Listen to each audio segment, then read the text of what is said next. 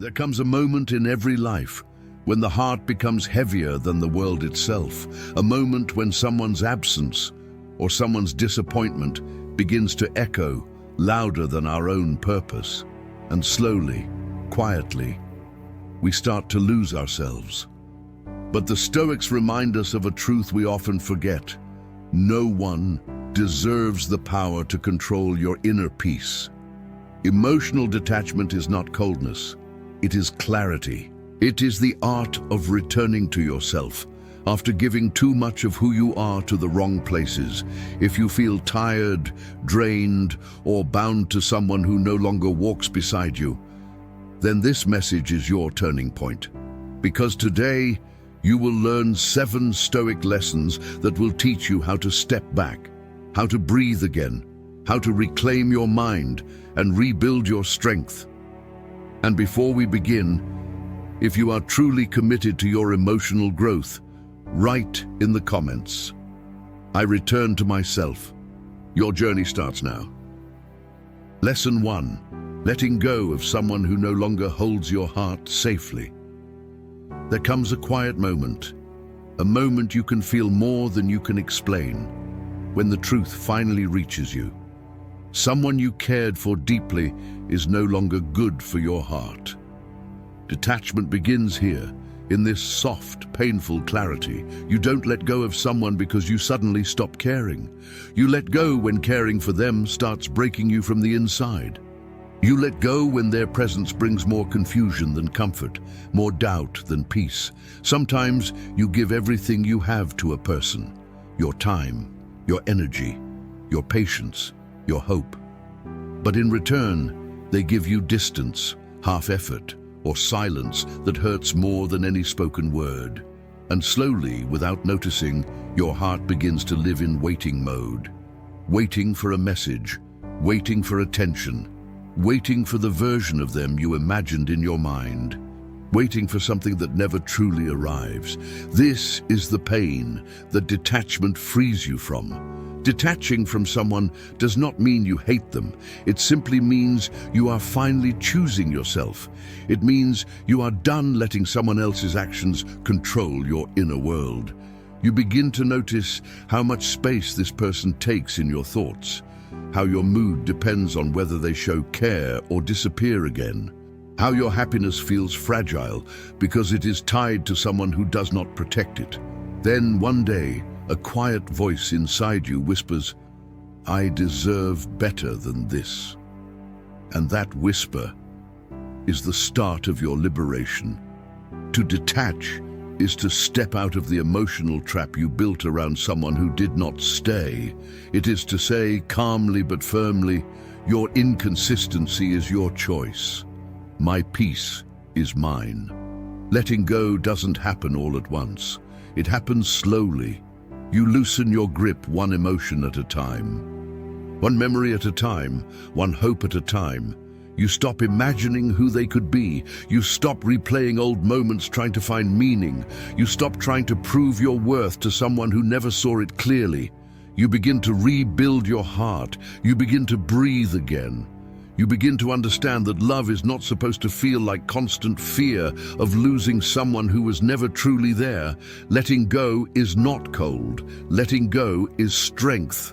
Letting go is choosing peace over chaos, clarity over confusion, and healing over hurting. This is lesson 1. Let go of the person who no longer protects your heart, so you can finally return to yourself. Lesson 2. Accept what is, not what you wish it could be. One of the hardest steps in emotional detachment is accepting reality as it truly is, not as you hoped, imagined, or begged for it to be. This acceptance feels like standing in a cold, silent room where every truth echoes louder than your heartbeat.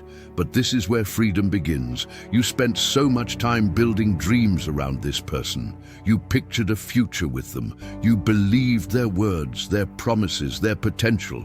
You held on to the moments when they were kind, and you tried to ignore the moments when they were distant, careless, or absent.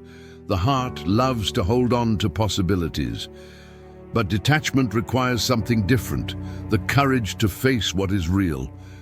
It means looking at their actions without trying to rewrite the story. It means seeing the lack of effort, the inconsistency, the emotional distance, and finally saying, "This is the truth, and I cannot keep pretending it is something else." Acceptance is painful because it destroys the fantasy you protected for so long, but it also saves you from wasting more time on someone who cannot or will not meet you where you stand. You begin to recognize that their choices are not mistakes. Their silence is not accidental. Their distance is not temporary. Their lack of effort is not something you can fix. You stop giving excuses for the way they treat you. You stop waiting for the version of them that only exists in your imagination. You stop believing that love alone can change someone who does not want to change. Acceptance is not giving up. It is waking up. It is understanding that you cannot force someone to care. You cannot fight for someone who won't even lift their hands to meet you halfway. You cannot heal someone who refuses to face their own wounds, and you cannot build a connection alone. When you accept what is real, your pain becomes clearer. But so does your path. You start to see how much you lowered your standards just to keep someone who never respected them, how much you silenced your needs just to avoid losing a person who never truly stayed, how much you changed yourself to fit into a space that was never meant for you. Acceptance snaps the illusion, and when the illusion breaks, so does the attachment. You begin to breathe differently. You begin to think differently. You begin to understand that love should not feel like begging, chasing, or suffering in silence. What you accept shapes what you allow. And once you accept the truth about someone, you stop allowing their behavior to wound you again. This is the second step in detaching. Accept what is real even when it hurts, because the truth may break your heart for a moment, but denial will break it over and over again. Lesson 3. Stop trying to change someone who has chosen not to grow. There is a gentle kind of suffering that almost no one talks about. The suffering of trying to change someone who has no interest in changing themselves. This pain is quiet, heavy, and invisible. It drains your spirit slowly until one day you no longer recognize who you are. Detachment begins when you finally understand this simple truth. You cannot transform someone who is comfortable staying exactly where they are. You tried to show them a better way. You tried to inspire them, guide them, support them. You gave advice they never followed. You offered love they never valued. You gave chances they never used. And each time they disappointed you, you told yourself, maybe next time they will try. But they didn't, not because they couldn't, but because they didn't want to. You kept believing you could help them become the person you saw in your mind, the version of them that was kinder, more stable, more present, more honest. But the painful truth is this: they never wanted to become that person. And that is not your fault. People grow only when they choose growth. People change only when they feel the need to change. People evolve only when they face their own flaws, not when someone else points them out. Trying to fix someone who refuses to face themselves is like pouring water into a broken glass. No matter how much you give, it will never stay. And the more you pour, the more empty you become. This is why detachment is necessary. It is realizing that your role was never to repair their wounds. It was never to rewrite their story. It was never to carry their emotional weight on your back. Your heart is not a hospital for people who refuse to heal. Your soul is not a shelter for someone who keeps destroying the walls you build for them. Your kindness is not a tool for fixing someone who chooses not to grow. When you understand this, something inside you shifts. You stop trying to explain what they don't want to understand. You stop trying to give what they don't know how to receive. You stop trying to pull someone forward when they are committed to standing still. This shift doesn't make you cold. It makes you wise. You begin to see that love is not about carrying someone who refuses to walk. Love is not about sacrificing your peace just to keep someone from falling apart. Love is not about losing yourself in the process of saving someone else. So you release them, not with anger, not with hate, but with acceptance. You understand that their journey is their own, their wounds are their own, their future is their own. And you choose to protect your heart instead of fighting for someone who never fought for you. This is the third step in emotional detachment. Stop trying to change someone who has chosen not to grow, because the moment you stop forcing transformation, you finally begin your own. Lesson 4. Create space between their energy and your peace. Detaching from someone is not only about letting go of the memories or releasing the hope you once held so tightly. It is also about something quieter, deeper, and often harder. Creating space between their energy and your peace. Every person carries a certain energy, their moods, their habits, their way of treating you, their way of moving through life. And when you care deeply for someone, you naturally absorb their energy without even noticing. If they are calm, you feel calm. If they are distant, you feel insecure. If they are cold, you feel unwanted. If they are unstable, your heart becomes unstable too. This connection becomes a silent chain, one that keeps you tied to them even when you know you should walk away. Detachment begins when you learn to protect your inner space from someone else's storms. You start by noticing how their presence affects your state of mind. You ask yourself simple, honest questions. Do I feel safe with this person? Do I feel calm around them? Or do they bring tension, worry, and pain into my life? Your answers reveal the truth. Sometimes the person you care for brings more chaos than peace, not because they are evil, but because they don't know how to handle their own emotions, and they let those emotions spill onto you. And you, with your soft heart, pick up every piece and carry it as if it were your responsibility. But it is not. Their pain is not yours. Their confusion is not yours. Their inner battles are not yours. And their emotional storms were never meant to reign inside your life. So you begin creating space, gently, quietly, without drama. You answer slower. You expect less. You depend less. You allow their mood to remain theirs, without letting it shape yours. This space does not mean you stop caring. It means you stop collapsing every time they crumble. It means you stop losing sleep over problems they refuse to solve. It means you stop letting their lack of clarity destroy your confidence. With this space, your mind becomes lighter, your heart becomes calmer, your thoughts become clearer. You start to see that you have been living with emotional noise that was never yours. And the more space you create, the more you realize how much peace you lost trying to hold on to someone who never protected it. This is the turning point. You no longer react to every shift in their behavior. You no longer let their silence ruin your day. You no longer let their inconsistency control your emotions. You create a quiet distance, a place where you can breathe without them taking the air from your chest. This distance is not cold, it is sacred. It is the space where your healing begins. And in that space, you remember something important. Your peace matters, your mental clarity matters, your emotional safety matters. This is the fourth step in detachment. Create space between their energy and your peace, so you can finally feel the life you were meant to live, a life not shaped by someone else's chaos, but guided by your own calm strength. Lesson 5. Allow the distance to do its work. Detachment becomes easier when you stop fighting the distance and start allowing it to guide you back to yourself. When someone pulls away, your first instinct is to chase, to fix, to try harder.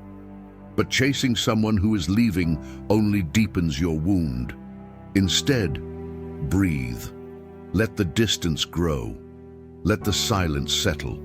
Let the space show you the truth you were too afraid to see. Distance reveals everything: who values you, who thinks of you, who fights for you, and who lets you fade without a second thought. When you allow the distance to exist, your heart slowly stops clinging. Your mind begins to clear.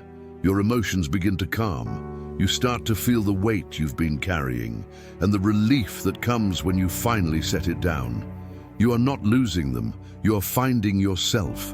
And sometimes that is the deepest form of healing. Lesson 6. Reclaim the pieces of yourself you gave away. When you stay attached to someone who no longer chooses you, you lose small pieces of yourself without noticing. A bit of your confidence, a bit of your joy, a bit of your identity, all slowly fading as you try to hold on to someone who keeps slipping through your hands. Detachment is the moment you stop giving pieces away and start taking them back. You remember the dreams you paused, the plans you changed, the parts of yourself you silenced just to keep the connection alive. And as you see each piece clearly, you begin to gather them again, gently, patiently, without blame. Reclaiming yourself is not selfish, it is necessary. It is the path back to your strength, your clarity, and your worth.